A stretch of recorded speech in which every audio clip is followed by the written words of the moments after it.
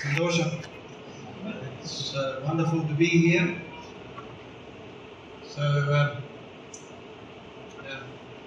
Nandi, for the privilege of being able to speak today, I thank you. ഇന്ന് നിങ്ങളോട് കൂടെ കർത്താവിന്റെ ദൈവവചനം സൂക്ഷിപ്പാൻ തക്കവണ്ണം ലഭിച്ച അവസരത്തിന് ദൈവത്തെ സ്തുതിക്കുന്നു, നന്ദി പറയുന്നു. It's just as well I can speak to you in English because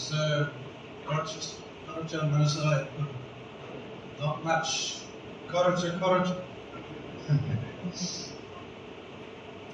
That doesn't need filtering. It's wonderful to be back in Kerala. കേരളത്തിലേക്ക് മടങ്ങി വരുവാൻ ഇടയായതിൽ ഞാൻ വളരെ സന്തോഷിക്കുന്നു. Who am I? My name is Ian Payne, and these are my parents, who some of you will have seen. എന്റെ പേര് Ian pain എന്നാണ്. ഇവിടെ പടത്തിൽ കാണുന്ന എന്റെ മാതാപിതാക്കളാണ്. ഇവിടെ പ്രായമുള്ള ചിലർക്കെങ്കിലും അവരെ കണ്ടു കാണുമെന്ന് വിചാരിക്കുന്നു. George Payne, Deti Payne, they were missionaries here in first in Adur, then in Kumbanad, then Tiruvalla. വർഷങ്ങൾക്ക് മുൻപ് എന്റെ മാതാപിതാക്കൾ ജോർജ് പെയിൻ ആൻഡ് ബെറ്റി അവര് അടൂരും പത്തനംതിട്ടയിലും കുമ്പനാടും അവര് മിഷണറിമാരായി 1950-കളിൽ ഇവിടെ ഉണ്ടായിരുന്ന ഒരു കുടുംബമാണ്. I had 3 sisters and they were all born in Tiruvalla Medical Mission. എന്റെ 3 സഹോദരിമാരും തിരുവല്ല മെഡിക്കൽ മിഷനിലാണ് ജനിച്ചത്. The only child of the family who ended up working in India, I was born in New Zealand. How crazy is that? എന്നാൽ ഞാൻ ജനിച്ചത് ന്യൂസിലൻഡിലാണെങ്കിലും മിക്കവാറും എന്റെ ശുശ്രൂഷകൾ ഇന്ത്യയിലാണ് നടന്നുകൊണ്ടിരിക്കുന്നത്. But I was born spiritually in Kerala. In Kumbanad, that's where I became a Christian. എന്നാൽ ഞാൻ രക്ഷിക്കപ്പെട്ടത് കുമ്പനാട് വെച്ചാണ്. ആ രീതിയിൽ ആണ് എന്റെ ജീവിതത്തില് ആ ഒരു അനുഭവം ഉണ്ടാകാൻ ഇടയായത്. This is my family.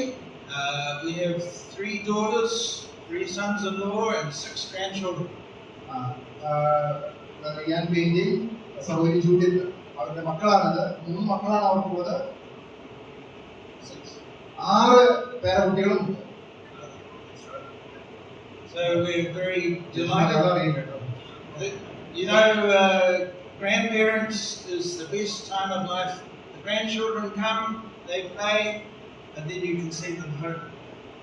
വല്യപ്പച്ചനും വല്യമ്മച്ചിയുമായിരിക്കുന്നത് വളരെ സന്തോഷമുള്ള കാര്യമാണ്. കാരണം കൊച്ചുമക്കളെ കളിപ്പിക്കാനും അവർ കടന്നു വരുമ്പോൾ അവരോട് കൂടെ സന്തോഷിക്കാനും അവരെ യാത്രയാക്കാനും ഒക്കെ ഇടയാകുന്നു. And the grandparents can have a rest. വല്യപ്പച്ചനും വല്യമ്മച്ചിക്കും വിശ്രമിക്കാനും സാധിക്കും. I want to talk about rest today. So, രാവിലെ വിശ്രമത്തെ കുറിച്ചാണ് പറയാനായിട്ട് സംസാരിക്കാനായിട്ട് ഞാൻ ആഗ്രഹിക്കുന്നത്.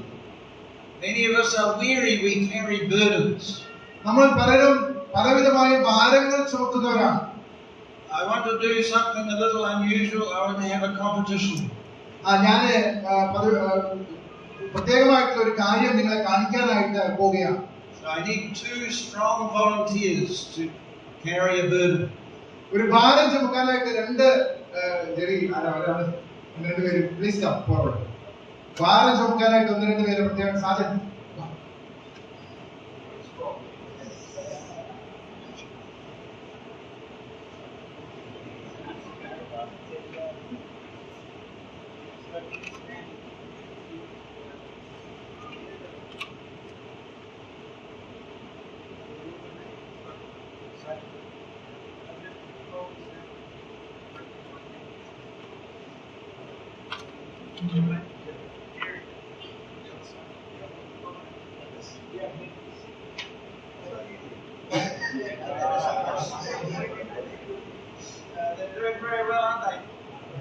നന്നായിട്ട് അവർ ഭാരം ചുമന്നുകൊണ്ട് നിൽക്കുകയാണ്.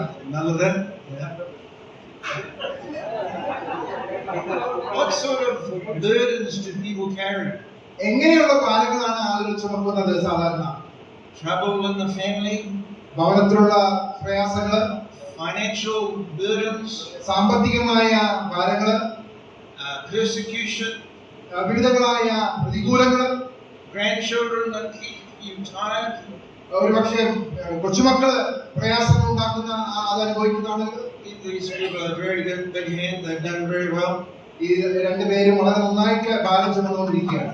But Did I tell you you could help each other? നിങ്ങൾക്ക് അന്യോന്യം സഹായിക്കാൻ വേണ്ടി ഞാൻ നിങ്ങളോട് പറഞ്ഞുവോ?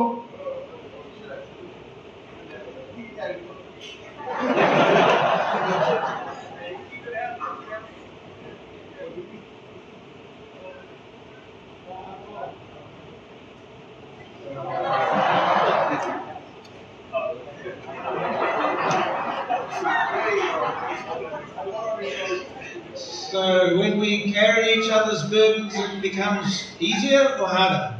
നമ്മൾ അന്യോന്യം ഭാരം ചുമക്കുമ്പോൾ അത് എളുപ്പമാണോ അതോ കൂടുതൽ പ്രയാസമാണോ? Easy. Okay. Thank you very much, Sajid and Jerry. സാധനയോട് ചെറിയോട് പ്രത്യേകമായിട്ട് നന്ദി അറിയിക്കും. Nandi.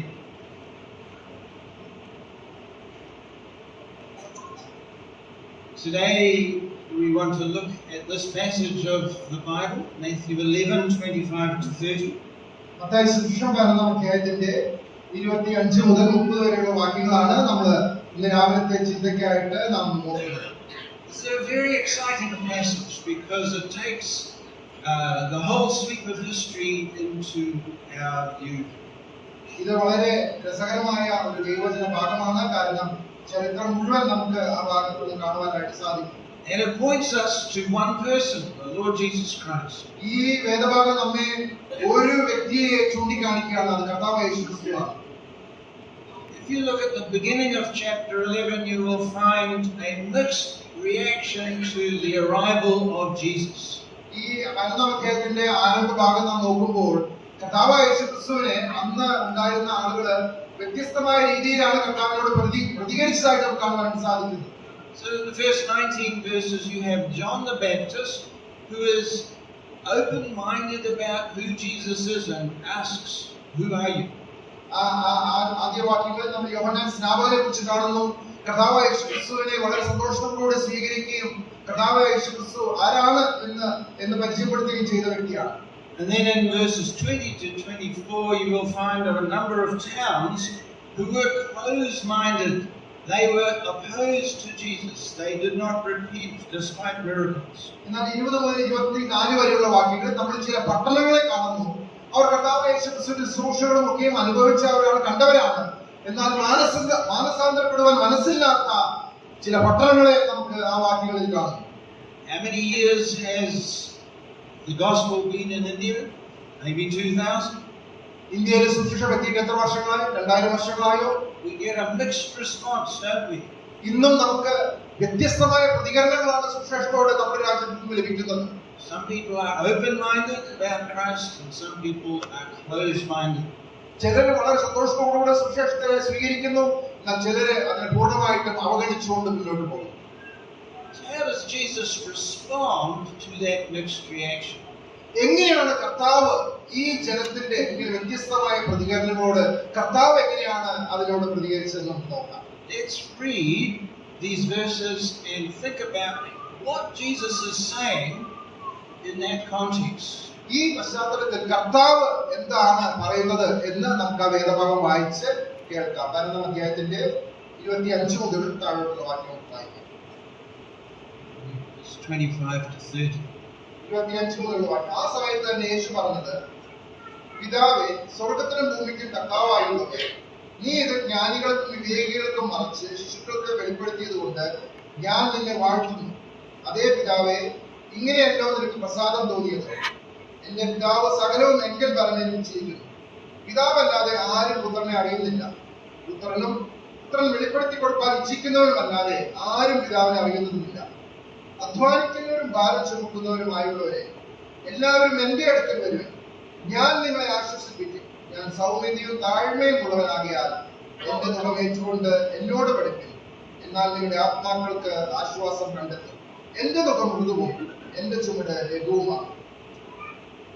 So the first thing that Jesus does is he prays and he thanks God for something. ഇവിടെ കർത്താവ് ആദ്യം ചെയ്യുന്ന കാര്യം പിതാവായ ദൈവത്തിന് നന്ദി അർപ്പിക്കുന്ന ഒരു കാര്യമാണ് കാണാനായിട്ട് സാധിക്കുന്നത്. He thanks God that understanding of these things is hidden from some and revealed to others. ഇവിടെ കർത്താവ് എന്തിനു വേണ്ടിയാണ് പിതാവിനെ സ്തുതിക്കുന്നത്? ഈ കാര്യം ജ്ഞാനികൾക്കും വിവേകികൾക്കും മറച്ച് ശിശുക്കൾക്ക് വെളിപ്പെടുത്തിയത് കൊണ്ട് ഞാൻ നിന്നെ വാഴ്ത്തുന്നു. Who recognizes him? Not the wise or clever in their own eyes. ആ ജ്ഞാനികളും വിവേകികളുമായിട്ട് തങ്ങൾക്ക് തന്നെ തോന്നുന്നവർക്കല്ല ദൈവം ഇത് വെളിപ്പെടുത്തിയിരിക്കുന്നത്. It is hidden from them despite the fact that they are wise and clever. അവർ ജ്ഞാനികളും വിവേകികളുമാണെങ്കിലും അവരിൽ നിന്ന് അത് മറയ്ക്കപ്പെട്ടിരിക്കുകയാണ്. But it's revealed to those who are childlike. എന്നാൽ ശിശുക്കളെ പോലെയുള്ളവർക്കാണ് ഇത് വെളിപ്പെടുത്തി കൊടുത്തിരിക്കുന്നത്. That's strange, isn't it? Why would God hide some things from people? Doesn't He want everyone to know? ഇത് നമുക്ക് മനസ്സിലാക്കുവാൻ അല്പം പ്രയാസമുള്ള ഒരു കാര്യമാണ്. എന്തുകൊണ്ടാണ് ദൈവം ചില കാര്യങ്ങൾ ചിലരിൽ നിന്ന് മറയ്ക്കുന്നത്? അത് അവർക്കും കൂടി അറിയാനായിട്ട് അവകാശമില്ല. What we need to see is the principle God works by is grace. നാം ഇതിലും മനസ്സിലാക്കുവാനായിട്ടുള്ള കാര്യമെന്ന് പറയുന്നത് ദൈവം പ്രവർത്തിക്കുന്ന രീതി എന്ന് പറയുന്നത് അത് കൃപയാൽ മാത്രമാണ്.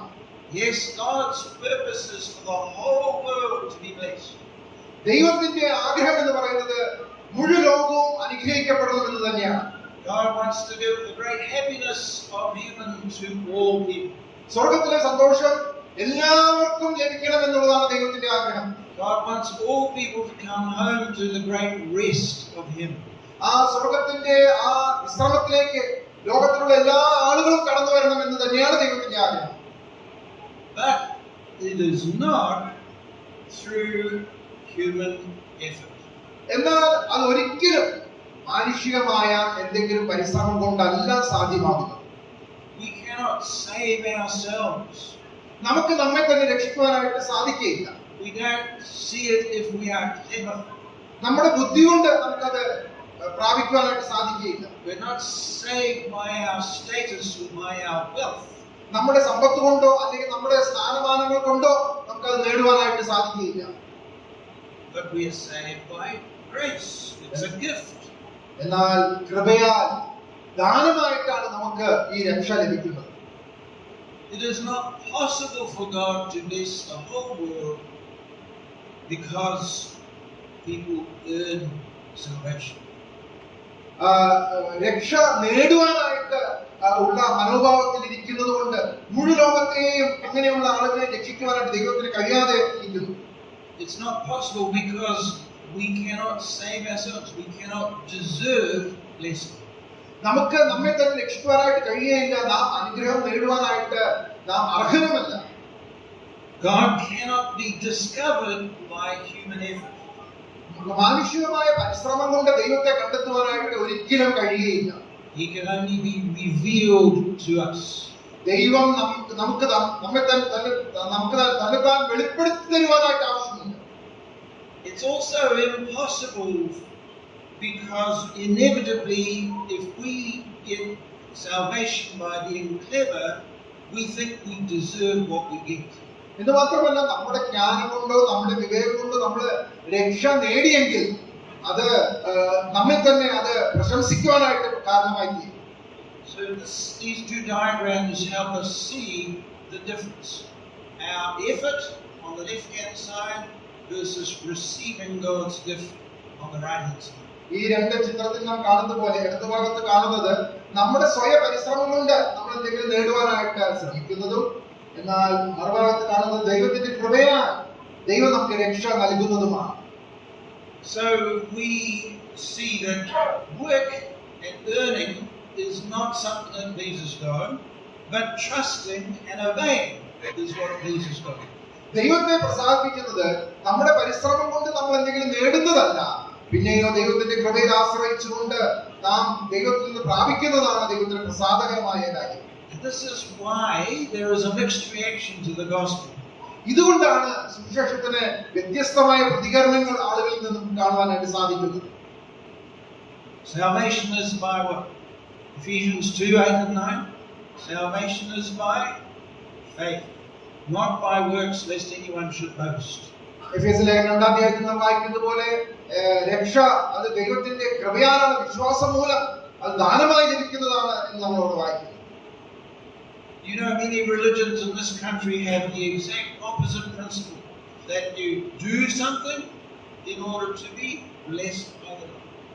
എന്നാൽ ലോകത്തിലെ പല മതങ്ങളും പറയുന്നത് ഇതിൽ നിന്ന് നേരെ വിപരീതമായ കാര്യങ്ങൾ കാര്യങ്ങളാണ്. എന്തെങ്കിലും പ്രവർത്തിച്ച് നിങ്ങൾ മോക്ഷം നേടണം, രക്ഷ നേടണം എന്നുള്ളതാണ്.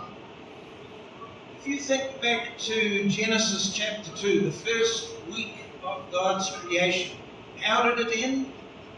It ended with Adam and Eve and the rest of God in verses 1 to 3. ഉൽപ്പത്തി പുസ്തകം 2-ാം അധ്യായത്തില് നമ്മള് സൃഷ്ടിയോടുള്ള ബന്ധത്തിൽ നോക്കുമ്പോൾ അവിടെ ദൈവം എല്ലാം സൃഷ്ടിച്ചു, ഒടുവിലായിട്ട് ആദാമിനെയും ഹവ്വയെയും സൃഷ്ടിച്ചു. അതിനുശേഷം അവിടെ നാം ദൈവം വിശ്രമിച്ചു എന്നുള്ള വിശ്രമത്തെ കുറിച്ച് നമുക്ക് അവിടെ കാണുവാനായിട്ട് സാധിക്കും. So Adam and Eve were enjoying the rest of God before they began their work of looking after the garden in chapter 2. ആ 2-ാം അധ്യായത്തില് ഏദൻ തോട്ടത്തിലെ പ്രവൃത്തി ആരംഭിക്കുന്നതിന്, അല്ലെങ്കിൽ അതിന്റെ ജോലി ആരംഭിക്കുന്നതിന് മുൻപ് തന്നെ ദൈവം അവർക്ക് കൊടുത്ത വിശ്രമം അവർ അനുഭവിച്ചിരുന്നു. ആദാമും ഹവ്വയും എന്ന് മനസ്സിലാക്കാൻ സാധിക്കും. If you look at Exodus chapter 20, the chapter with the great 10 commandments, there's something we want to notice about verse 2. പുറപ്പാട് പുസ്തകം 20-ാം അധ്യായത്തിലെ കൽപ്പനകളൊക്കെ കൊടുക്കുന്ന ആ ഭാഗത്ത് അതിന്റെ 2-ാം വാക്യത്തിൽ നാം ഇങ്ങനെ വായിക്കുന്നു. Just before each of the 10 commandments are stated, what is it? ആ കൽപ്പനകളെ ന്യായപ്രമാണം ജനത്തിന് കൊടുക്കുന്നതിന് തൊട്ട് മുമ്പായിട്ട് God says, remember, I am the Lord your God who brought you out of the land of Egypt. അവിടെ നാം ഇങ്ങനെയാണ് വായിക്കുന്നത്. ദൈവത്തോട് പറയുകയാണ്, നിന്നെ ഇസ്രായേൽ ദേശത്ത് നിന്ന് കൊണ്ടുവന്ന യഹോവയായ ഞാൻ നിന്റെ ദൈവമാകുന്നു. So were the Israelites given the 10 commandments in order to do performance and deserve salvation? No. ഈ ന്യായപ്രമാണം ഇസ്രായേൽ ജനത്തിന് കൊടുത്തത് അത് പ്രവർത്തിച്ച് അങ്ങനെ രക്ഷ നേടുവാനായിട്ടാണോ? ഒരിക്കലുമല്ല. No one is saved by obeying the law. ന്യായപ്രമാണം അനുസരിച്ച് ആർക്കും രക്ഷ നേടുവാനായിട്ട് സാധിക്കില്ല. That means the 10 commandments are a description of how to live in gratitude for a God who has already saved you. ആ ഇസ്രായേൽ ദേശത്ത് അടിമദേശത്ത് നിന്ന് വിടുവിച്ചവരായ ദൈവത്തെ പ്രസാദിപ്പിച്ചുകൊണ്ട് എങ്ങനെ ജീവിക്കണം എന്നുള്ള ദൈവത്തിന്റെ കൽപ്പനകളും ചട്ടങ്ങളുമാണ് ന്യായപ്രമാണത്തിലൂടെ നമുക്ക് കാണുവാനായിട്ട് സാധിക്കുന്നത്. See, that's why Jesus is excited. That's why Jesus can praise God. This is the principle by which God works. God gives, we receive. ഇതുകൊണ്ടാണ് കർത്താവ് ദൈവത്തെ സ്തുതിക്കുന്നത്. കാരണം ദൈവം നമുക്ക് നൽകുന്നു, നമ്മൾ അത് സ്വീകരിക്കുന്നു. ആ കാര്യത്തെ ഓർത്താണ് ദൈവത്തെ സ്തുതിക്കാനായിട്ട് ഇടയാകുന്നത്. There is no way for us to perform well enough for God to bless us. ദൈവം നമ്മെ അനുഗ്രഹിക്കത്തക്ക രീതിയിൽ വേറെ എന്തെങ്കിലും നമ്മുടെ ഭാഗത്ത് നിന്ന് ചെയ്യുവാനായിട്ട് നമുക്ക് സാധിക്കില്ല. What is really wonderful is that means that God can give us far more than we deserve. നാം അർഹിക്കുന്നതിനേക്കാൾ എത്രയോ മടങ്ങ് അധികമായിട്ട് നമ്മെ അനുഗ്രഹിക്കുവാൻ തക്കവണ്ണം ദൈവത്തിന് സാധിക്കും. But this remains hidden from some people.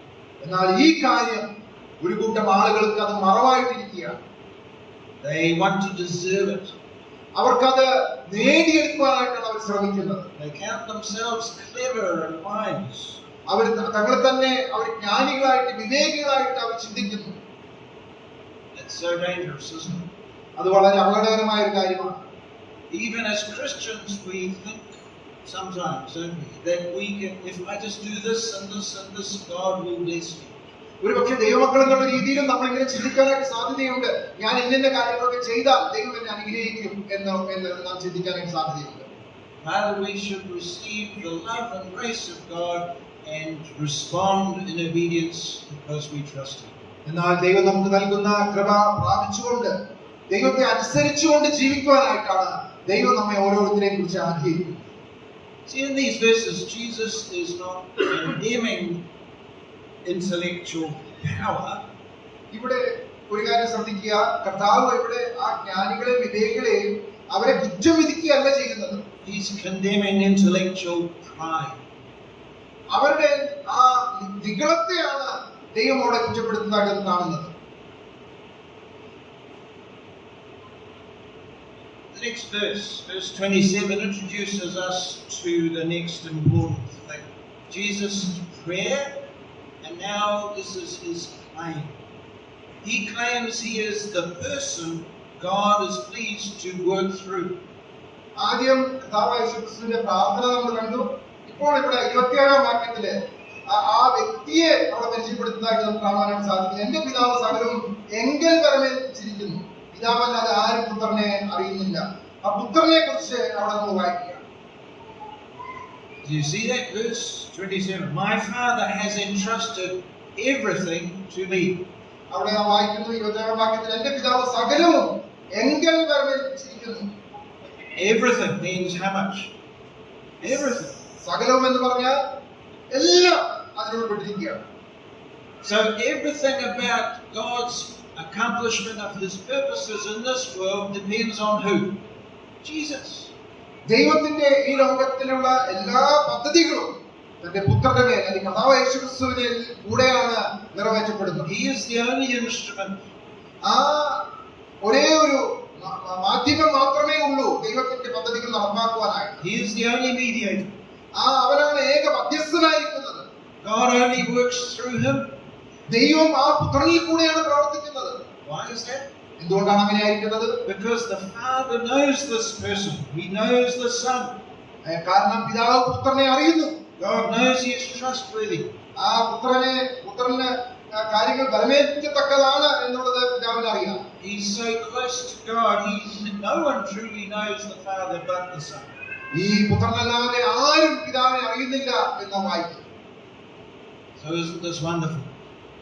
Of all that God wants to accomplish in this world, He entrusts it all to Jesus. ഈ ലോകത്തിലെ ദൈവം നടപ്പാക്കുവാൻ ആഗ്രഹിക്കുന്ന എല്ലാ കാര്യങ്ങളും തന്റെ പുത്രന്റെ മേൽ പരമേൽപ്പിക്കുകയാണ്. Some of us live our lives as though God has entrusted everything to me. നമ്മൾ ചിലരെങ്കിലും ദൈവം എന്നെയാണ് കാര്യങ്ങൾ പരമേൽപ്പിച്ചിരിക്കുന്നത് എന്ന മനോഭാവത്തോടു കൂടിയാണ് ഇരിക്കുന്നത്. And so we live with the burden of trying to do everything and fix every problem. അതുകൊണ്ട് എല്ലാ കാര്യങ്ങളും ശരിയാക്കുവാനായിട്ടുള്ള ഭാരവും വഹിച്ചുകൊണ്ട് ആ ഒരു ചിന്തയിൽ നാം ജീവിക്കുകയാണ്. But the Father has entrusted everything to Jesus. എന്നാൽ പിതാവ് സകലവും തന്റെ പുത്രനെയാണ് പരമേൽപ്പിച്ചിരിക്കുന്നത്. The next words are actually really stunning. He goes on to say, no one truly knows the Son except the Father. No one truly knows the Father except the Son and those to whom the Son chooses to reveal Him. അടുത്ത വാക്കുകളിൽ നമ്മൾ ഇങ്ങനെയാണ് കാണുന്നത്, പിതാവല്ലാതെ ആരും പുത്രനെ അറിയുന്നില്ല, പുത്രൻ വെളിപ്പെടുത്തി കൊടുക്കാൻ ഇച്ഛിക്കുന്നവനുമല്ലാതെ ആരും പിതാവിനെ അറിയുന്നതില്ല. No one knows God but the Son, and anyone the Son chooses to reveal Him to. പുത്രനല്ലാതെ ആരും പിതാവിനെ അറിയുന്നില്ല. മാത്രമല്ല അവിടെ പറയുന്നത്, പുത്രൻ വെളിപ്പെടുത്തി കൊടുക്കാൻ ഇച്ഛിക്കുന്നവനുമല്ലാതെ ആരും പിതാവിനെ അറിയുന്നതില്ല. This is a staggering claim that Jesus is claiming. It is through Jesus and only through Jesus that we can know God. ഇവിടെ കർത്താവായ യേശുക്രിസ്തു പറയുന്ന ഒരു കാര്യം, ആ പുത്രനിലൂടെ കർത്താവായ യേശുക്രിസ്തുവിൽ കൂടെ അല്ലാതെ ആർക്കും പിതാവിനെ അറിയുവാനായിട്ട് സാധിക്കുകയില്ല എന്നുള്ള കാര്യം. Yesterday there was a big cloud and rain fell and it was dark for a while, wasn't it? ഇന്നലെ വൈകുന്നേരം നമ്മൾ വളരെ ശക്തമായൊരു മഴ കണ്ടു, അല്ലേ? പെട്ടെന്ന് ഇരുട്ടൊക്കെ ആയി. അങ്ങനെ imagine if suddenly through that big dark cloud a gap appeared and sunlight hit you. ആ ഒരു കാര്യം ഇങ്ങനെ സങ്കല്പിച്ച് നോക്കുക, ആ മൂടിക്കെട്ടിയ അന്തരീക്ഷത്തില് പെട്ടെന്ന് ഒരു സൂര്യപ്രകാശത്തിന്റെ ഒരു പ്രകാശം നമ്മുടെ മേൽ വ്യക്തിപരമായിട്ട് മിന്നിയാൽ എന്ത് സംഭവിക്കും? Our sins and finiteness make a great cloud between us and God. നമ്മുടെ പാപവും അകൃത്യവും നമ്മുടെയും ദൈവത്തെയും തമ്മിൽ അങ്ങനെ ഒരു കാർമേഘം പോലെ മൂടിയിരിക്കുകയാണ്. But Jesus is the gap in the cloud that allows light to shine on me. എന്നാൽ കർത്താവായ യേശുക്രിസ്തു ആ കാർമേഘത്തിലെ ഒരു വിടവായിട്ട് ആ സൂര്യപ്രകാശം എന്റെ മേൽ പതിക്കുവാനായിട്ട് മുഖാന്തരമായി തീർന്നിരിക്കുകയാണ്. And the initiative is not in my hand, it is in whose hand? Jesus. ഈ കാര്യം എങ്ങനെ സാധ്യമായി? എന്റെ എന്തെങ്കിലും എടുക്കൊണ്ടാണോ? എന്നാൽ കർത്താവായ യേശുക്രിസ്തുവിൽ കൂടെ മാത്രമാണ് അത് സാധ്യമായി. Jesus gives that light and that understanding to whomever He chooses. താൻ തിരഞ്ഞെടുക്കുന്നവന് കർത്താവായ യേശുക്രിസ്തുവിൽ കൂടെ ഈ ഒരു വെളിപ്പാട് ലഭിക്കുവാനായിട്ട് ഇടയായിത്തീരുന്നു.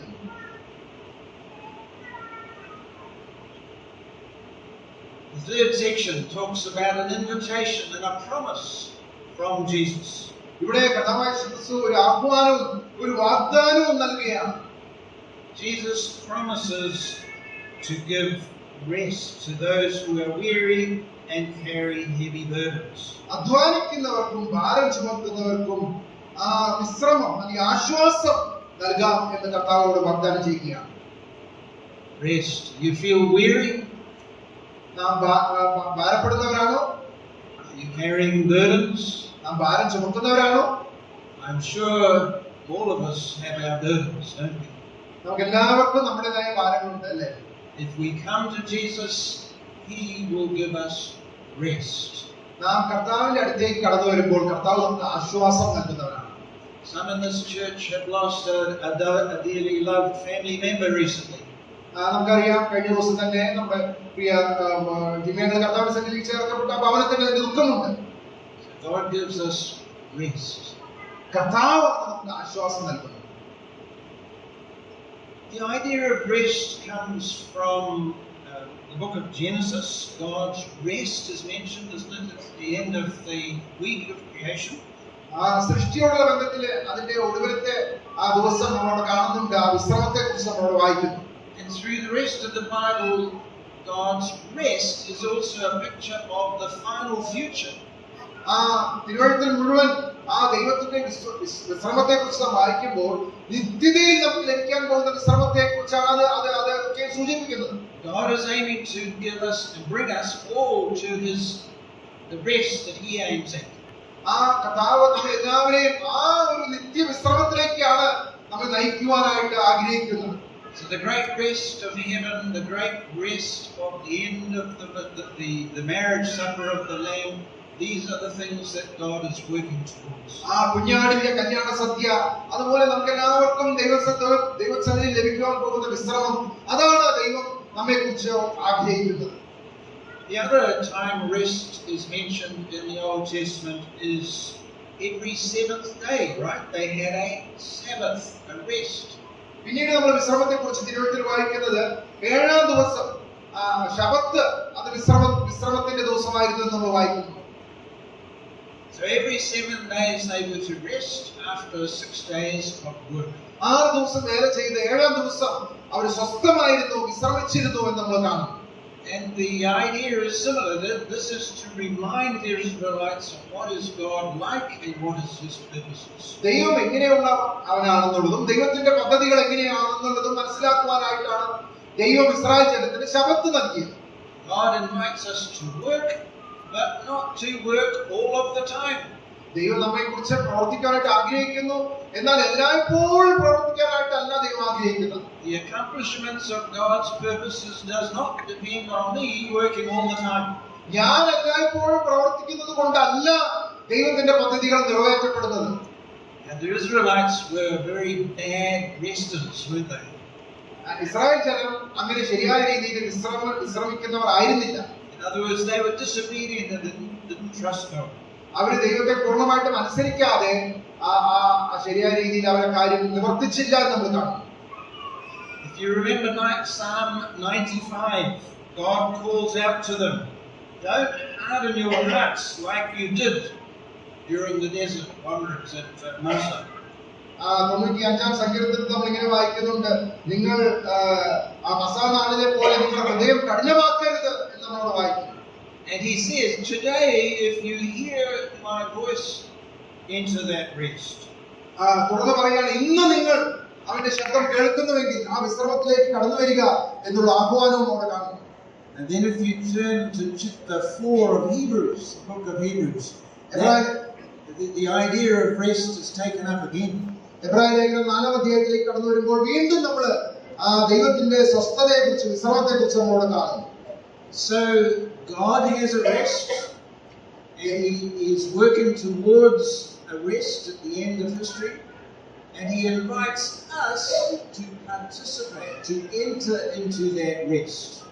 നാം പ്രാരംഭത്തിലെ ദൈവത്തിന്റെ ഒരു വിശ്രമത്തെ കുറിച്ച് നമ്മൾ കണ്ടു എന്ന് മാത്രമല്ല, ദൈവം നമ്മളെല്ലാവരെയും ഒരു വിശ്രമത്തിലേക്ക് കൊണ്ടുപോകാനായിട്ട് പ്രവർത്തിച്ചുകൊണ്ടിരിക്കുന്നു. എന്നാൽ ഇപ്പോൾ നമ്മൾ ആ വിശ്രമം അനുഭവിക്കുന്നവരായിരിക്കണം എന്ന് ദൈവം നമ്മെ കുറിച്ച് ആഗ്രഹിക്കുന്നു. And that's why, in speaking to you today, we all have this opportunity to enter the rest of God. ഇന്ന് നമ്മൾ ഈ ദൈവവചനം കേട്ടുകൊണ്ടിരിക്കുമ്പോൾ തന്നെയും ദൈവം നൽകുന്ന ഈ വിശ്രമത്തിലേക്ക് പ്രവേശിക്കുവാനായിട്ട് നമുക്ക് സാധിക്കും എന്നുള്ളതാണ് നാം മനസ്സിലാക്കേണ്ടത്. Rest is still what God promises. ദൈവം നമുക്ക് വാഗ്ദാനം ചെയ്യുന്നതാണ് ഈ ഒരു വിശ്രമം എന്ന് പറയുന്നത്. Rest is still the great goal that God has for the world. ഈ ലോകത്തിനോടുള്ള ബന്ധത്തിൽ ദൈവം ഈ ഒരു വിശ്രമത്തിലേക്കാണ് ആളുകളെ ദൈവം കൊണ്ടുപോകുന്നത്. And the world is looking for peace, isn't it? Rest. ലോകവും നോക്കുന്നത് സമാധാനത്തിന് വേണ്ടി അല്ലെങ്കിൽ വിശ്രമത്തിന് വേണ്ടി തന്നെയാണ്. You only have to think of Gaza. You only have to think of Ukraine. You only have to think of Manipur. നമുക്കറിയാം, യുദ്ധങ്ങളും അശാന്തിയും ഒക്കെ നടക്കുന്ന ഗാസ, അതുപോലെ ഉക്രൈൻ, മണിപ്പൂർ മുതലായ സ്ഥലങ്ങളൊക്കെ നാം ചിന്തിക്കുമ്പോൾ, yesterday the graduates of the RTI finished all their hard work. I'm sure they're looking for rest now. കഴിഞ്ഞ ദിവസം RTIയിലെ ഗ്രാജുവേഷൻ കഴിഞ്ഞപ്പോൾ അത്രയും ദിവസം അധ്വാനിക്കുകയും പഠിക്കുകയും ചെയ്ത വിദ്യാർത്ഥികൾ അവരും ഇപ്പോൾ ഒരു വിശ്രമിക്കാനായിട്ട് അവർ ആഗ്രഹിക്കുകയാണ്. I'm sure Mummy and the board of RTI are gathering and working, and they are looking for the way ahead, the vision going forwards, and to achieve what God wants, in other words, to find rest in their ministry. അതുപോലെ ആ കഴിഞ്ഞ നാളുകളിൽ അവിടെ വളരെ അധ്വാനിക്കുകയും ഇപ്പോൾ പ്രവർത്തിച്ചുകൊണ്ടിരിക്കുന്ന മമ്മിയും അതുപോലെ മറ്റ് അധ്യാപകരൊക്കെയും ആ മുന്നോട്ടുള്ള പാതയിൽ അവർ വിശ്രമത്തിന്റെ കാര്യമാണ് അവർ നോക്കിക്കൊണ്ടിരിക്കുന്നത്. So remember this, you too can enter God's rest today. ദൈവം നൽകുന്ന ഈ വിശ്രമത്തിലേക്ക് നമുക്ക് ഓരോരുത്തർക്കും ഇന്ന് പ്രവേശിക്കാനായിട്ട് സാധിക്കും.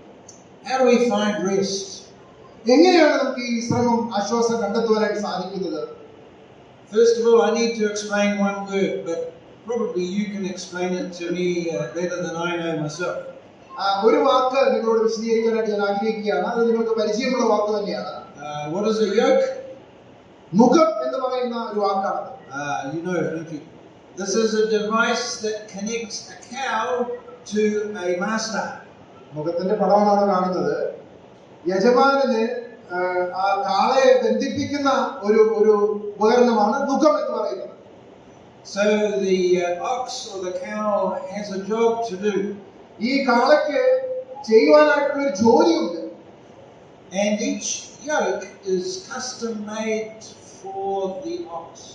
ഓരോ കാളയ്ക്കും വേണ്ടി അതിനുവേണ്ടി പ്രത്യേകമായിട്ട് ഉണ്ടാക്കുന്ന മുഖമാണ് എന്ന് നാം മനസ്സിലാക്കണം. I imagine Jesus the carpenter made yokes. ഒരു തച്ചൻ എന്നുള്ള രീതിയിൽ കർത്താവും ഇങ്ങനെയുള്ള മുഖങ്ങൾ ഉണ്ടാക്കി കാണും എന്നുള്ളത് നമുക്ക് മനസ്സിലാക്കാം. Can you imagine the sign over Jesus' carpentry shop saying, "My yokes fit well"? കർത്താവായ യേശുക്രിസ്തുവിന്റെ ആ തച്ചന്റെ ആ ആലയുടെ മുൻപിൽ ഇങ്ങനെ ഒരു ബോർഡ് വെച്ചിട്ടുണ്ടായിരിക്കും, എന്റെ മുഖം അത് വളരെ നന്നായിട്ട് നിങ്ങൾക്ക് യോജിക്കുന്ന മുഖമാണ് എന്നുള്ളത്. So yokes are used in the Bible for bondage and service.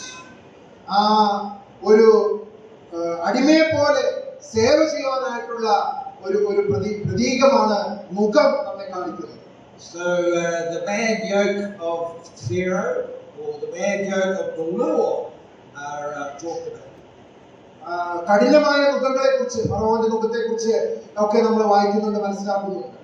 The point is, everybody ends up wearing a yoke. എല്ലാവരും ഏതെങ്കിലും ഒക്കെ മുഖം വഹിക്കുന്നവരാണ് എന്ന് നമ്മൾ മനസ്സിലാക്കും. You end up wearing a yoke and serving somebody, some master. ആ മുഖം ഏറ്റുകൊണ്ട് ഏതെങ്കിലും ഒക്കെ യജമാനന്മാരെ സേവിക്കുന്നവരാണ് എല്ലാവരും. So the master, what sort of master do you pick? That will be the question that determines your life. യജമാനൻ, എങ്ങനെയുള്ള യജമാനാണ് നാം തിരഞ്ഞെടുക്കുന്നത്? അതാണ് നമ്മുടെ ജീവിതത്തെ മുന്നോട്ട് നയിക്കുന്നത്. People out in the world serve all sorts of gods, whether sex or money or power. ലോകത്തിലുള്ള ആളുകൾ വിവിധങ്ങളായ യജമാനന്മാരെ അവർ സേവിക്കുകയാണ്. അതൊരു പക്ഷേ അധികാരം അല്ലെങ്കിൽ പണം അല്ലെങ്കിൽ അങ്ങനെയുള്ള കാര്യങ്ങളൊക്കെ ആയിരിക്കാം. So they work for money 24/7, 7 days a week, and they never have enough. Money will never give you rest. പണത്തിനു വേണ്ടി അധ്വാനിക്കുന്ന ആളുകൾ എല്ലാ സമയവും 24 മണിക്കൂറും അതിനുവേണ്ടി അധ്വാനിക്കുകയും അങ്ങനെ സേവിക്കുകയും ചെയ്യുന്ന ആളുകൾ, എന്നാൽ അവർക്ക് വേണ്ടത്ര പണം ലഭിക്കുന്നില്ല എന്ന് മാത്രമല്ല വിശ്രമവും ലഭിക്കുന്നില്ല. Give your life working for money and you'll never have enough, and it will ruin your relationships. മറ്റ് ഈ പണത്തെ സേവിക്കുന്നവരെ സംബന്ധിച്ചിടത്തോളം ഒരുപക്ഷെ അയൽക്കാർക്ക് അതിനേക്കാൾ കൂടുതലുണ്ടായിരിക്കാം. അപ്പോൾ അവർക്ക് ആ ഒരു വിശ്രമം ലഭിക്കുന്നില്ല. Idolize sex, you will never have enough, and it will ruin your relationships. അതുപോലെ തെറ്റായ ബന്ധങ്ങളിലൂടെ അങ്ങനെ മുന്നോട്ട് പോകുന്ന അങ്ങനെയുള്ള യജമാനന്മാരെ സേവിക്കുന്നവർക്കും ശരിയായ രീതിയിലുള്ള വിശ്രമവും ആശ്വാസവും ലഭിക്കുന്നില്ല. Crave power over people. You will never have enough, and it will ruin your relationships. അധികാരത്തിന് വേണ്ടി ആഗ്രഹിക്കുകയും അങ്ങനെ മുന്നോട്ട് പോവുകയും ചെയ്യുന്ന ആളുകൾ ഒരിക്കലും തൃപ്തരാകുന്നില്ല, അവർക്കും വിശ്രമം ലഭിക്കുന്നില്ല. See, the key is to give away your drive to get happy yourself. സന്തോഷം ലഭിക്കാനായിട്ടുള്ള ഒരു ആഗ്രഹം അത് നാം ഏൽപ്പിച്ചു കൊടുക്കുകയാണ് ഇതിനുള്ള മാർഗമായിരിക്കുന്നത്. Allow the Master Jesus to give you the great happiness. ശരിയായ സന്തോഷം നൽകുവാനായിട്ട് നല്ല യജമാനനായ കർത്താവിനെ നമ്മുടെ ജീവിതം ഏൽപ്പിച്ചു കൊടുക്കുക. So you see, Jesus says, "Take my yoke." ഇവിടെ കർത്താവ് പറയുകയാണ്, എന്റെ നുകം ഏൽക്കുക. Take my yoke and I will give you rest. എന്റെ നുകം ഏറ്റുകൊണ്ട് എന്നോട് പഠിപ്പിക്കും, എന്നാൽ നിങ്ങൾക്ക് ആശ്വാസം ലഭിക്കും. So the gift of true happiness comes from Jesus. അതുകൊണ്ട് യഥാർത്ഥ സന്തോഷം ലഭിക്കുന്നത് കർത്താവായ യേശുക്രിസ്തുവിൽ കൂടെ മാത്രമാണ്. And the key is to trust your master and obey him. അതിന്റെ രഹസ്യം എന്ന് പറയുന്നത് ഈ യജമാനെ അനുസരിക്കുകയും അവന് കീഴ്പ്പെടുകയും ചെയ്യുക എന്നുള്ളതാണ്. So you know the song, don't you? Trust and obey, for there is no other way. Trust and obey, for there is no other way എന്നുള്ള മനോഹരമായ ഇംഗ്ലീഷ് ഗാനം നമുക്കറിയാമല്ലോ. Jesus says, "Come to whom? Come to me, and I will give you rest." കർത്താവ് എന്താണ് പറയുന്നത്? എന്റെ അടുക്കിലേക്ക് വരിക, എന്നാൽ നിങ്ങൾക്ക് ആശ്വാസം ലഭിക്കും. Now you may remember, like me, kneeling down and asking Jesus into your heart many years ago. But have you come to Jesus today? ചില വർഷങ്ങൾക്ക് മുൻപ് നമ്മുടെ ജീവിതത്തില് നാം ദൈവസന്നിധിയിൽ മുട്ടുകുത്തി കർത്താവിനെ ഹൃദയത്തിൽ രക്ഷിതാവ് കർത്താവുമായി സ്വീകരിച്ച ഒരു അനുഭവം നമുക്ക് എല്ലാവർക്കും ഓർക്കാനായിട്ട് സാധിക്കും. എന്നാൽ ഇന്ന് അങ്ങനെ കർത്താവിന്റെ അടുത്തേക്ക് കടന്നു വരുവാനായിട്ട് നാം ഒരുക്കമുള്ളവരാണോ? Come to Jesus, giving your life to Jesus, trusting him. Is that something you are willing to do? കർത്താവിന്റെ അടുത്തേക്ക് പൂർണ്ണ ഹൃദയത്തോടുകൂടി കടന്നു വരിക, കർത്താവിനെ ആശ്രയിക്കുക, നമ്മുടെ ജീവിതം കർത്താവിനായിട്ട് സമർപ്പിക്കുക. അത് ചെയ്യുവാനായിട്ട് നാം ഇന്ന് ഒരുക്കമുള്ളവരാണോ? See, Jesus is willing to give you rest. നമുക്ക് ആശ്വാസം നൽകുവാനായിട്ട് കർത്താവ് ഒരുക്കമുള്ളവരാണ്. But he will do it on his terms. എന്നാൽ കർത്താവിന്റെ ചില വ്യവസ്ഥകൾ നാം അനുസരിക്കുവാനായിട്ട് ആവശ്യമുണ്ട്. He will give you rest freely. That means you don't have to work for it. ആശ്വാസം കർത്താവ് നമുക്ക് ദാനമായി നൽകുകയാണ്. അത് ലഭിക്കുവാനായിട്ട് നാം പ്രവർത്തിക്കുവാൻ അധ്വാനിക്കാൻ ആവശ്യമില്ല. You might object and say, well, if I give my service to Jesus, then I lose my freedom. ഞാൻ എന്റെ ജീവിതവും എന്റെ ശുശ്രൂഷകളും കർത്താവിനെ ഏൽപ്പിച്ചാൽ, ഈ യജമാനെ ഏൽപ്പിച്ചാൽ എന്റെ സ്വാതന്ത്ര്യം നഷ്ടപ്പെടുകയില്ലേ എന്ന് ഒരുപക്ഷെ നാം ചിന്തിച്ചേക്കാം. How can serving somebody leave me freedom? മറ്റ് ഒരാളെ സേവിച്ചുകൊണ്ട് എങ്ങനെയാണ് എനിക്ക് സ്വാതന്ത്ര്യം ലഭിക്കുന്നത്? How can serving somebody give me rest? എങ്ങനെയാണ് ഒരാളെ സേവിച്ചുകൊണ്ട് എനിക്ക് വിശ്രമം അല്ലെങ്കിൽ ആശ്വാസം ലഭിക്കുന്നത്? Sounds like work. Sounds like work. But my answer is this: trust him. Trust Jesus. ഇതിനുള്ള രഹസ്യമായിട്ട് ഞാൻ പറയട്ടെ, ദൈവത്തിൽ ആശ്രയിക്കുക, സമ്പൂർണ്ണമായിട്ട് ആശ്രയിക്കുക. He says, follow me. But doesn't that sound like losing my independence?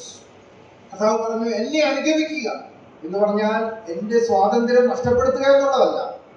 Yes, it does, but still trust Jesus. അങ്ങനെയാണെങ്കിൽ തന്നെ കർത്താവിനെ പൂർണ്ണമായിട്ട് ആശ്രയിച്ച് അനുസരിച്ച് മുന്നോട്ട് ജീവിക്കുക. His way leads to true freedom. ആ കർത്താവിനെ നാം അനുഗമിക്കുമ്പോഴാണ് നാം യഥാർത്ഥ സ്വാതന്ത്ര്യത്തിലേക്ക് പ്രവേശിക്കുന്നത്. This is what I found in my life. എന്റെ ജീവിതത്തിൽ ഞാൻ അനുഭവിച്ച കാര്യമാണിത്. It's worth serving him because he loves us. ഈ നല്ല യജമാനനെ സേവിക്കുന്നത് ഏറ്റവും നല്ല കാര്യമാണ്. കാരണം ഈ യജമാനൻ എന്നെ സ്നേഹിക്കുന്നവനാണ്. It is 65 years since I gave my heart and trust to Jesus, and life has been full of adventure and joy. ഞാൻ കർത്താവായ യേശുക്രിസ്തുവിനെ എന്റെ ജീവിതം സമർപ്പിച്ചിട്ട് 65 വർഷങ്ങളായി. അതിനുശേഷം ഈ ദൈവം ഏറ്റവും നല്ലവനാണ്, വിശ്വസ്തനാണ്. So if you put on his yoke, Jesus is your new master. ഈ നുകം നാം ഏൽക്കുന്നുവെങ്കിൽ കർത്താവാണ് പിന്നെ നമ്മുടെ ജീവിതത്തിന്റെ യജമാനനായി തീരുന്നത്. And it's worth trusting him because look what he says, I am humble and gentle at heart. ഈ നല്ല യജമാനെ സേവിക്കുന്നത് എത്രയും നല്ലതാണ്. കാരണം ആ യജമാൻ എന്താണ് പറയുന്നത്? എന്റെ മുഖം മൃദുവും എന്റെ ചുമട് ലഘുവുമാണ്.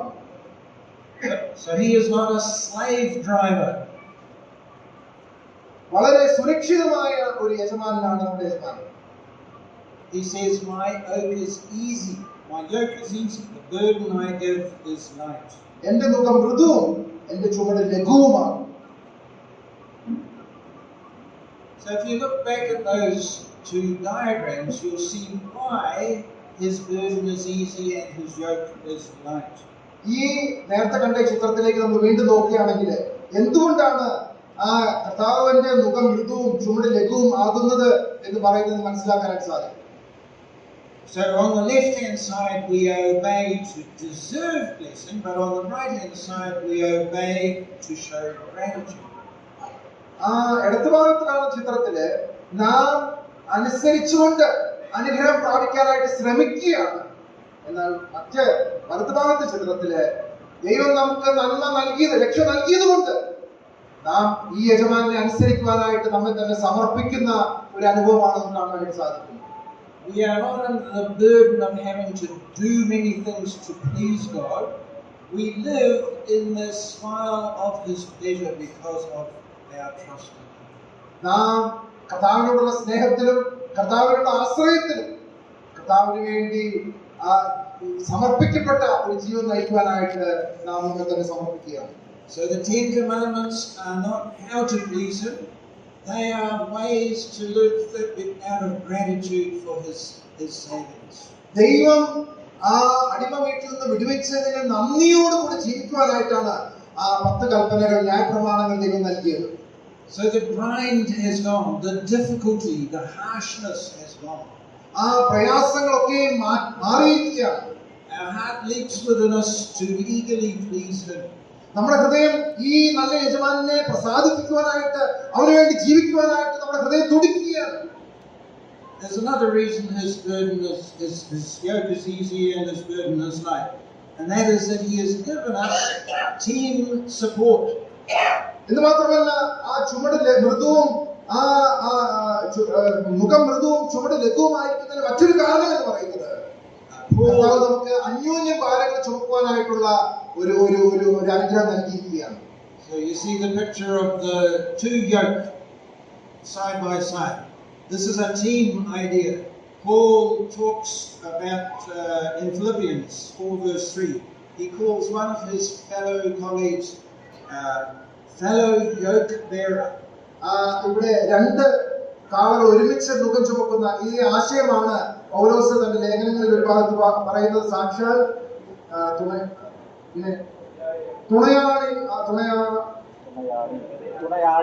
തുണയാളി ആയുള്ളവരെ എന്ന് പറയുന്നത്. So what lessons can we learn for today? എന്താണ് നമുക്ക് ഇന്ന് പഠിക്കാനായിട്ടുള്ള പാഠങ്ങൾ എന്ന് പറയുന്നത്? First of all, come to Jesus. ഒന്നാമത് ഈ കർത്താവിന്റെ അടുത്തേക്ക് കടന്നു വരിക.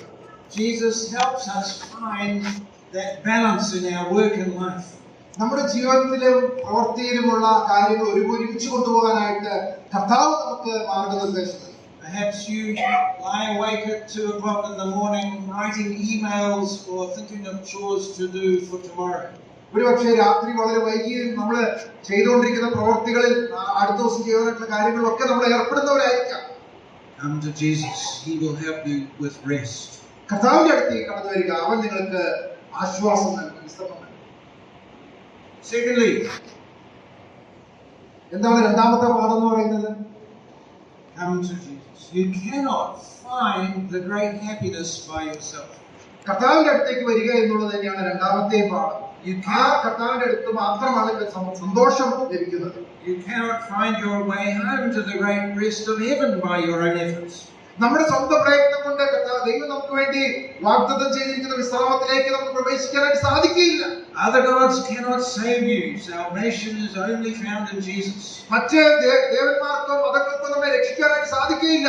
കാരണം രക്ഷ കർത്താവ് യേശു ക്രിസ്തുവിൽ കൂടെ മാത്രമാണ്. Then thirdly, money, sex and power are gods that fail. Come to Jesus. മൂന്നാമത്തെ പാഠം എന്ന് പറയുന്നത് കർത്താവിലേക്ക് വരിക എന്നുള്ളതാണ്. കാരണം മറ്റ് യജമാനന്മാരൊന്നും ഈ ലോകത്തിലെ പണമോ സമ്പത്തോ അല്ലെങ്കിൽ അധികാരമോ ഇതൊന്നും നമുക്ക് ആശ്വാസം നൽകിയില്ല. These gods promise much, they deliver little.